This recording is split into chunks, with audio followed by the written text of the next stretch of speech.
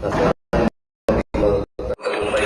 sa mitihin namin sa aming buhay. Panginoon, salamat at binibigyan mo pa rin ng security sa Diyos. Panginoon Jesus, maraming salamat po sa araw mo na ibinigay sa amin. Lalo na po sa aming mga pinag-usapan. Na sana maging pagtagumpay kami sa mitihin namin sa aming buhay. Panginoon, salamat at binibigyan mo pa rin ng security ang bawat isa sa amin. Lalo na yung kanya-kanya naming pamilya. Panginoon, alam kong kami nagkakasala sa iyo sa araw-araw. Ngunit alam kong kaya mo kami patawarin. Panginoon, ang hinihiling lang po namin ay kaligtasan palagi ng aming pamilya. Lalo na po yung mga nasa malayong lugar, nasa abroad, yung iba, may mga sakit.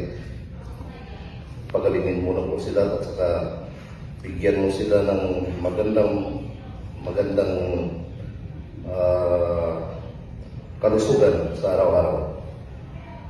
Salamat din po, Panginoon, at kami yung pinagabayan sa pang-araw-araw naming buhay, sa aming kaligtasan, sa pagkain na yung pinuprovide sa amin. Maraming salamat, Panginoon, at kami ay nananalangin na hanggang matapos itong aming mitihin at pinaglalaban. Ito pong lahat ay aming hiniling sa pangalan ni Jesus na aming Diyos at tagapagligtas. Amen. Amen. Thank you. Okay tayo. Sabihin na pa naman ako.